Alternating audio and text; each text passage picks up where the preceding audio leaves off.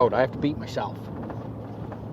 And that's where I'm trying to get myself prepared for this weekend. You know, I'm going through scenarios in my head. My partner has fished this body of water. I unfortunately haven't. You know, I've been in the area. I shouldn't say that. I have fished in the general vicinity. I haven't fished exactly where we're planning on fishing this week, but I have fished in the general vicinity in the dead of summer, not in the spring.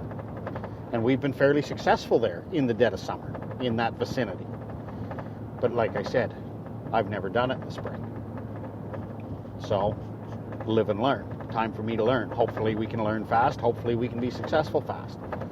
But it's all part of the learning curve. You know, we had guys come out to Harvey, as I mentioned last week, to our first tournament of the year. We had guys come out and do phenomenally well. Guys who are not seasoned tournament anglers and do phenomenally well. Because just because somebody doesn't have tournament experience doesn't mean they don't have the knowledge. You know, it's, can you take that knowledge and put it together with the pressure of saying there's money on the line? Like I said, catching fish, whether it's in a tournament or fun fishing, the skill set is no different. It's no harder to catch a fish during a tournament than it is when you're just out with your family or friends having fun. The difference is in your head. And if all of a sudden, like our winners in Harvey, you know, took home, I believe it was $2,600 and change. So all of a sudden you're telling yourself, well, there's, you know, 2 or 3, or in this case of Nackawic, you're talking, you know, $4,000 on the line. That can mess with your head. I don't care who you are.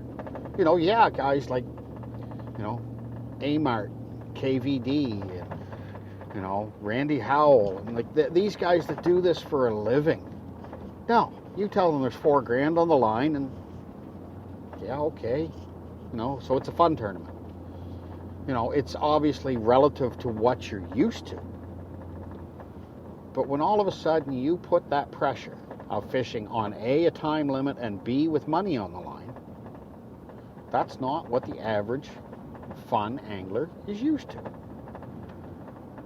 So, going into this weekend, for those of you who are, you know, newer to tournament angling, that may be fishing in Nackawic, or if you live in a different area and you're fairly new at tournament angling and you're going into the start of your season, you know, or you've got events coming up, especially if it's your first, or, you know, you're not real experienced at multi-day events. Let the fishing take care of itself. Don't get inside your own head. And I told you guys this before. My partner Jason and I did this last year. Our championship, the New Brunswick Sport Fishing Association Championship, Jason and I got inside our own heads. We did exactly what I'm telling you guys not to. You know, sitting third, you know, after day one. Real good position. I don't want to lead after day one. I don't want to be in that catbird seat after day one. That's just, to me, asking for trouble. You're just the target. When you're the guy sitting in second or third or fourth and you're within striking distance, that's the spot I want to be in. You know, unless I'm going to sit in first with a 10-pound lead, well then yeah, I'll take that. But if I'm sitting in first with a 3-ounce lead, that's the spot I don't want to be in. And Jason and I weren't in that spot. I don't remember the margin, but I believe it was less than a pound out of first, sitting in third. We went into day two and we completely got inside our own heads, and you know, we might as well have just thrown our rods and reels overboard. We would have been just as effective. It hurts me to admit it, but I'm man enough to admit it. We screwed up. And hopefully these conversations will help other people from not making the same mistake that we made. It's just, like I said, so much going on. I've been kind of watching my email as I've been recording the show, because, like I said, I'm just waiting for that one email to come back so I can actually make something public. And, you know, I've been over at a friend's place tonight and working on working on a couple things and getting tackle ready, and it's, you know, it's a process. And anyone who's never prepared for especially multi-day tournaments, it's hard to explain just how much of a process it really is. I mean, anyone goes fishing for a day. I can throw my regular tackle bag in the truck and have more than adequate supplies for a day.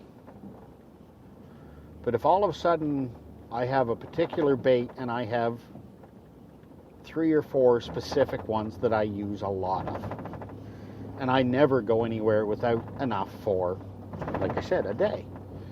Well, now all of a sudden I need enough for 2 days.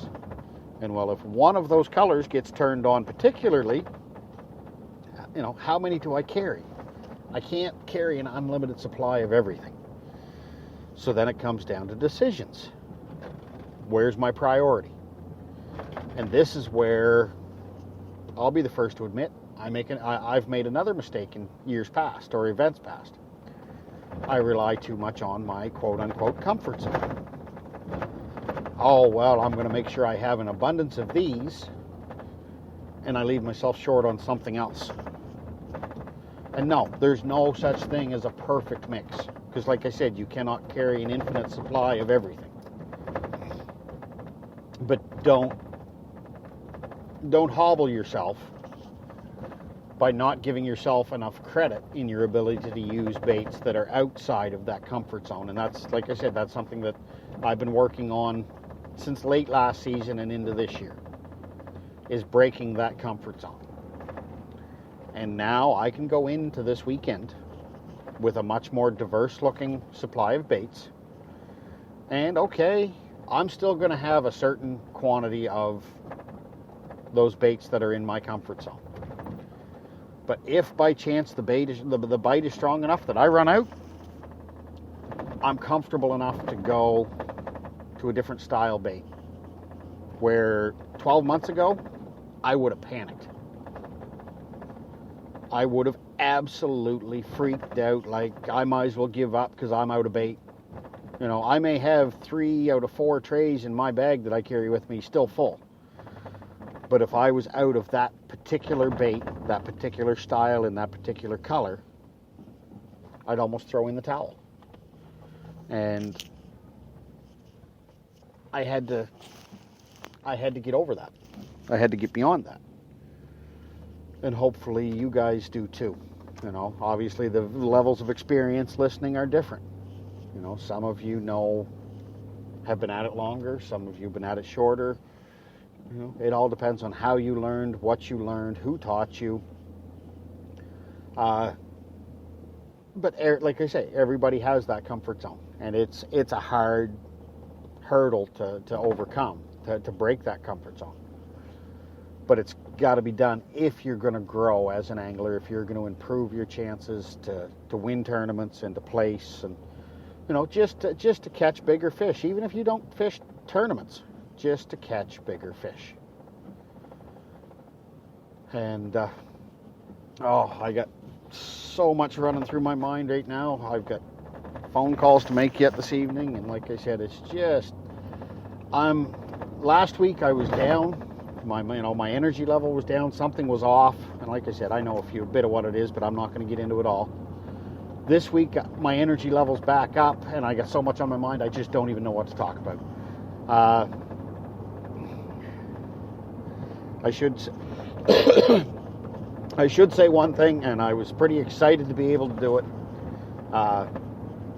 and I'll brag up a great Canadian company, and even to my friends in the US, you know, you can still go on their website. Actually, I believe, and Jen, forgive me if I fill up your email inbox even more, Fish Bomb Outfitters is still recruiting. Right now they're pushing hard for US field staff. And for those of you who don't know, and no, they have not paid for a commercial spot. This is just a company that I, am a field staff member for, that I think the world of. But for those of you who don't know much about Fish Bomb Outfitters, look them up online, fishbomboutfitters.com. And it's not your same traditional, boring old fishing clothing.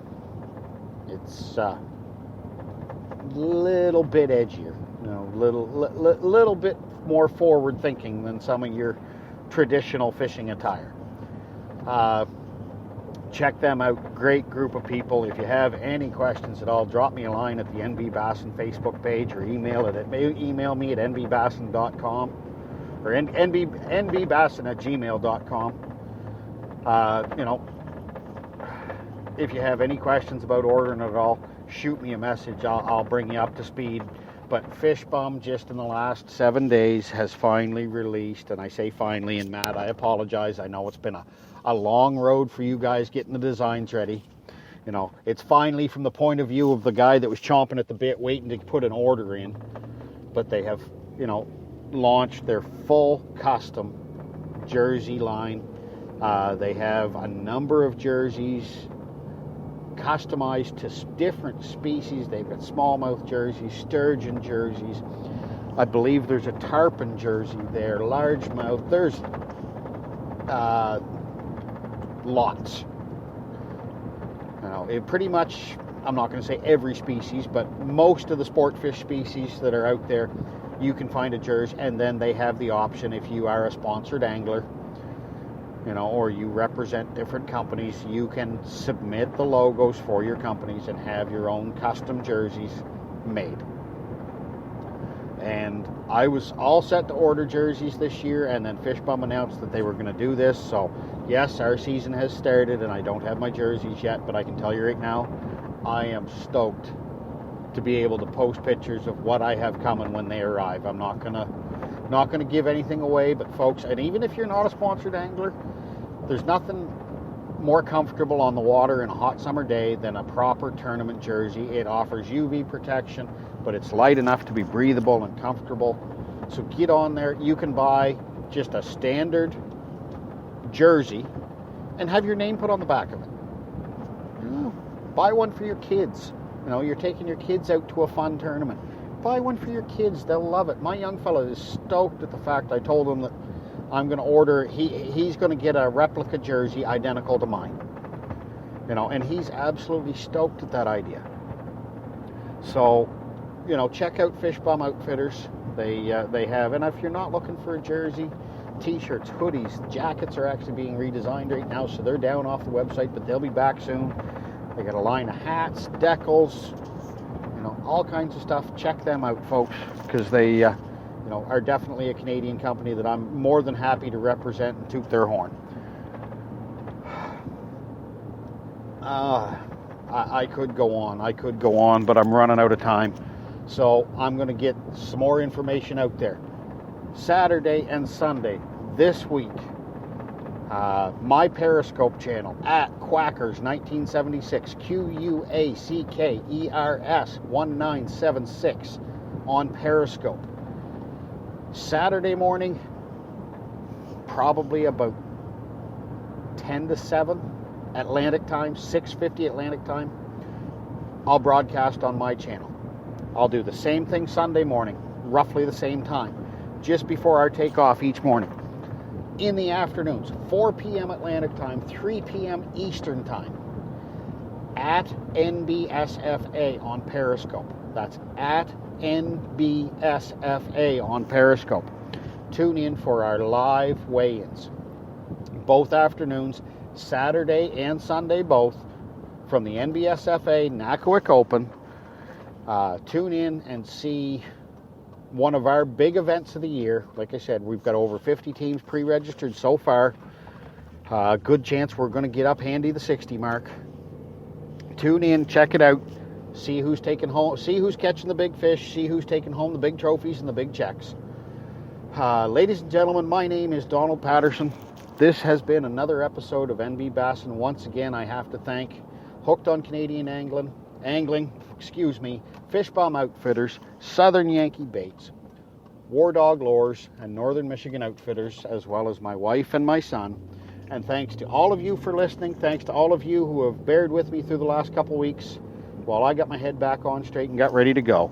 Ladies and gentlemen, tune in again next week when I'm back with a recap of Nackawic.